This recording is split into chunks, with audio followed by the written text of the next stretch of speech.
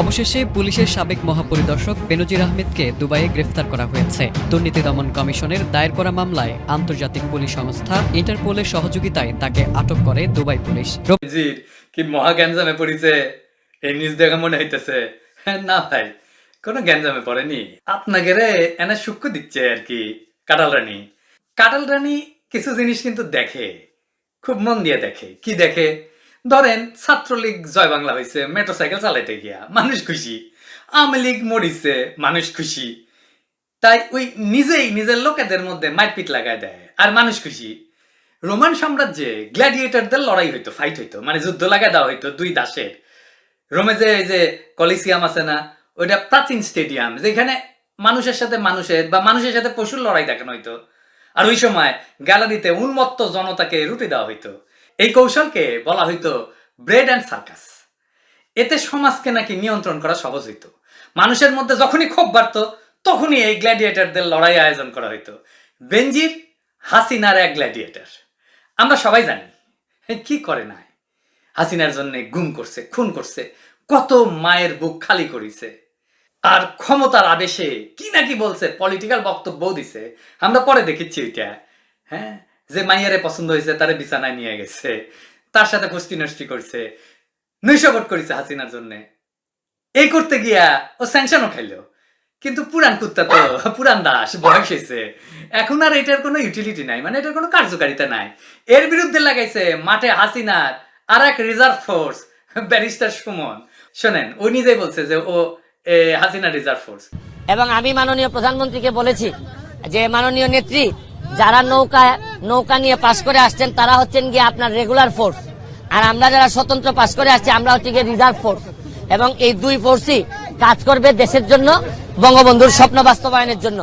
যুবলীগের নেতা কলে, হ্যাঁ, পুরা ফ্যামিলি আমেরিকার থাকে, বউ বাচ্চা মা, তাদেরকে নিরাপদে রাখার জন্য নাকি আমেরিকায় রেখে আসছে। তো ওদের সংসার চলে কেমনে? ও একটা দিছিল, একটা স্টেটমেন্ট দিছিল আমেরিকার থেকে তার আয় ইনকামের। ও কইছিল $1,500 লাগে আমেরিকার ফ্যামিলি রাখার জন্য। তো ওই ব্যারিস্টার সুমন একটা হিসাব দিক না আমাদেরকে, 1,500 দিয়া কেমনে আমেরিকা তোর ফ্যামিলি থাকে? হ্যাঁ, ওর বউ নাকি কাজ করে, তো কি কাজ করে, কত বেতন পায়, ওঠায় না দিক আমাদেরকে, দেখি আমার হয় না, তাই না? পাবলিক তো এমপি হয়েছে তো, তাই না? তো পাবলিককে দেওয়া লাগবি না? যাই হোক, ওই লাগিয়েছে দুর্নীতির বিরুদ্ধে, ওই টাকা পাঠায় ওর বউরে, ওই লাগিয়েছে দুর্নীতির বিরুদ্ধে। যাই হোক, তো বেনজিরের বিরুদ্ধে যে এই অভিযোগ, এইটা অনুসন্ধানে দুর্নীতি দমন কমিশনের চিঠি দিছিল এই ব্যারিস্টার সুমন। বলছিল বিপুল পরিমাণে অবৈধ সম্পদ সংগ্রহের জন্য তদন্ত করিয়া প্রয়োজনে আইনি ব্যবস্থা গ্রহণ করার জন্য দুদকে চিঠি দিছিল। উইকলে মানবতা বিরোধী অপরাধ ট্রাইব্যুনালে প্রসিকিউটর ছিল। যখন বুঝিছে এটা একটা ঝামেলা হবে, তখনই পদত্যাগ করেছে। মাথায় বুদ্ধি আছে, বুদ্ধি আস। আমার কলে আমার ক্ষুদ্র বার্তারা অনেক আগে গেছে যে ব্যারিস্টার সুমনরে দিয়ে সেকেন্ড ফ্রন্ট খুলিছে হাসিনা। কথা কলে সত্য, ওরে দিয়ে সেকেন্ড ফ্রন্ট খুলবি হাসিনা। তোর বউরে নাকি রেখে আসছিল, ইলেকশনের সময় আসিছে বাংলাদেশে, এসে আবার বলছে ঝুঁকি নিয়ে কাজ করবো। ওর হাজবেন্ডের রেখে আসে নিরাপদে থাকার জন্য, আর ও এসে কয় আমি ঝুঁকি নিয়ে কাজ করবো। আবার বাকিছে বলে এখন কালে দেশে নাই। তো কাটাল রানীর দুঃশাসন এমন অবস্থা পৌঁছাইছে যে এখন তার একটাই চিন্তা, এই সময় মানুষ যেন পথে নামে না আসে। সেই জন্যেই সে আপনাদেরকে আনন্দ দেওয়ার জন্য তার নিজের লোকদের মধ্যে মারপিট লাগায় দেয়। তো কিন্তু কিভাবে এই ক্রোকের ঘটনাটা ঘটলো, এই সম্পত্তি ক্রোকের ঘটনা ঘটলো, এটা একটু বুঝে দেখি।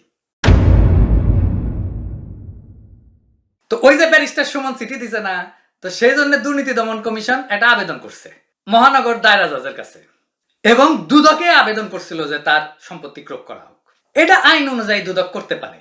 দুদকের বিধিমালা 18 অনুসারে যদি তদন্তকারী কর্মকর্তার মনে হয় যে সম্পদ সে সরায় ফেলতে পারে, তাহলে সম্পত্তি ক্রোকের অনুমতি চাইতে পারে আদালতের কাছে। বাংলাদেশের আদালত কার হুকুমে চলে? হাসিনার হুকুমে চলে। তো হাসিনার হুকুমেই বেনজিরের এই অবস্থা। সে তার সম্পদ এখনই হারাইতেছে না, একটা হাইকোর্ট থেকে স্টে অর্ডার আনলেই ওই রাফসানের বাপের মতো চামে চিকনে থাকতে পারবে আরো মেলা দিন।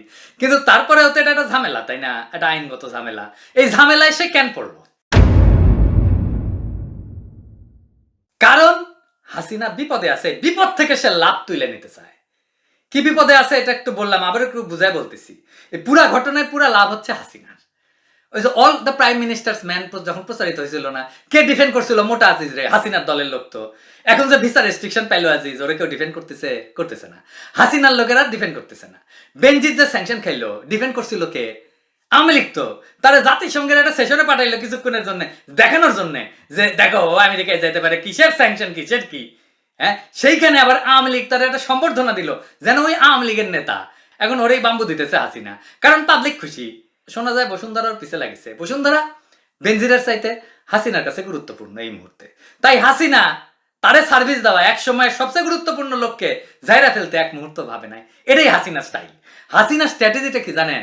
ওই সবাইরে দুর্নীতি করার সুযোগ দেয়, তারপরে ওইটার তথ্য নিয়ে ওরেই দরকার পড়লে ঠাপায়। এই যে প্রশাসন, পুলিশ, আর্মি, ডিজিএফআই, এইগুলোরে হাসিনা ফুটা পয়সা দিয়েও দাম দেয় না। ইনফ্যাক্ট ওদের ফুটা পয়সার দামও নাই। সে ফুটারে হাসিনা দাম দেয়, এগুলোরে দাম দেয় না, আপনাকে দাম দেয় না।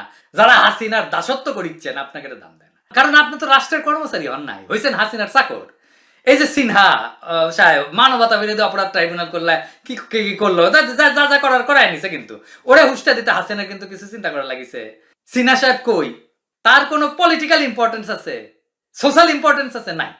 এইগুলো যখন ক্ষমতাবান হয় সরকারি চাকরি কইরা, রাষ্ট্রের ক্ষমতার নিজের ক্ষমতা বলে মনে করে। আরে বেটা, রাষ্ট্রের ক্ষমতা তো জনগণের ক্ষমতা। এক একজনের রুয়াব দেখলে গাছের বিড় করে, দেখেন না বিশেষ ক্যাডার হইলে ধরাকে সরা জ্ঞান করে, ওদেরকে নাকি সার্কুয়া টাকা লাগবে। ভাই আপা কওয়া যাবে না। এই যে আমারে ধাওয়াইছিল না ডিজিএফ এর জেনারেল আবেদিন, আমার ব্যাটসম্যান কলে, ওর রুয়াব কি তখন। হ্যাঁ, মানে আমাকে যে এই এতদিন ধরে পরিবার থেকে বিচ্ছিন্ন থাকতে হয়েছে, এইটা কি কমফোর্টেবল আমার জন্য?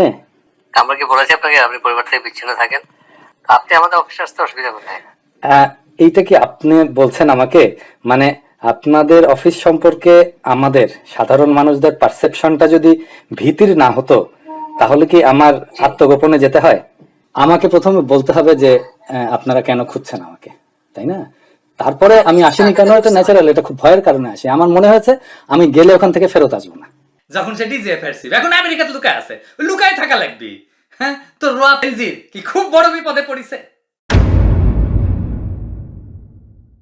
বেনজিরের আপাতত কোনো সমস্যা হবে না, কারণ নজিরবিহীন ভাবে সে পুলিশ প্রোটেকশন পাচ্ছে, সেটা প্রত্যাহার হয় নাই। আর ক্রোকের আদেশ সে ঠেকাই দিতে পারবে হাইকোর্ট দিয়া। এই বেনজির বলেছিল যে রাজনৈতিক দলকে হু আর ইউ, সে বলছিল পুলিশের প্রোগ্রামে গিয়া, সরকারি প্রোগ্রামে গিয়া পলিটিক্যাল কথা কয়। দেশের অর্থনীতির উপর অবরোধ আরোপ করতে একটা রাজনৈতিক দলের নেতারা লবিস্ট নিয়োগ করেছেন, জিএসপি করতে চিঠি লিখেছেন, আপনারা রাজনীতি করেন জনগণের জন্য, আবার জনগণের বিরুদ্ধে যুদ্ধ ঘোষণা করেন, জনগণকে নিশ্চিহ্ন করার উদ্যোগ গ্রহণ করেন। আপনারা কারা? হু আর ইউ? কি চান আপনারা? পলিটিক্যাল নেতা হয়ে গেছিল। এটার মধ্যে পুলিশিং আছে? হারামজাদা। হ্যাঁ মোটামেনজি, শুন, আমরা এই দেশের সংখ্যাগরিষ্ঠ জনগণ, তোর বাপ আমরা জাউরারা বাপরে চেনে না। তুই তো জাউরা, তুই 2 জেনারেশনের জাউরা, তুই তোর বাপকে চিনিস না। আমরা তোর বাপ, আর আমরা তোর প্রভু। কাঁঠাল রানীর তক্তে তা উস্তুরমার কইরা জনগণের যে ক্ষমতা সে কেটে নিছে, তা জনগণের কাছে ফিরাই দিতে চাই। আমরা কে আর আমরা কি চাই শুনে রাখ, কান খুলে শুনে রাখ, শুয়ারের বাচ্চা। তো বেনজির তো নানা দিক থেকে ডলা খাইতেছে। সে যখন পুলিশ চিফ, তখন তারে প্রমিথিউস বলে আখ্যা দেওয়া হয়েছিল। তখনই নির্ধারিত হয়ে গেছিল ওর কপালে কি আছে। হ্যাঁ, প্রমিথিউসকে জানেন তো? প্রমিথিউসকে দেবরাজ জিউস, এটা গ্রিক উপকথা আর কি, সীমা লঙ্ঘনের জন্য অনন্ত যন্ত্রণার শাস্তি দিছিল। তাকে একটা পর্বতে অনন্তকালের জন্য শৃঙ্খলিত করে রাখা হয়েছিল, এবং প্রত্যেকদিন সকালে ওই শেকলবদ্ধ প্রমিথিউসের কাছে একটা ঈগল আসতো। ঈগলটা প্রমিথিউসের বুকের মাংস ঠুকরায় ঠুকরায় খাইতো, খেয়ে শেষ করতো সারাদিন, আর যন্ত্রণায় চিৎকার করতো প্রমিথিউস। রাতে আবার প্রমিথিউসের শরীরে নতুন মাংস গজাইতো। পরদিন ঈগল আবার আসতো, যেন ঈগলটা এসে আবার খাইতে পারে। সেইটা সেই প্রাগ ঐতিহাসিক কাল থেকে চলতেছে আজও পর্যন্ত, মানে গল্প অনুসারে। তো বেচারা ঈগল পুষ্টিহীনতায় ভুগিচ্ছিল, কারণ প্রমিথিউসের শরীরে মাংস বেশি ছিল না। হ্যাঁ, তবে মাশাআল্লাহ আমাদের বেনজির সাহেবের শরীরে মাংস ভালোই আছে, যদিও সেইগুলো জায়গা মতো লাগে নাই। তো এই প্রাগ ঐতিহাসিক যুগ থেকে এই ঈগলটা যে দুঃখ ছিল, সেই দুঃখটা অন্তত গেল, তাই না?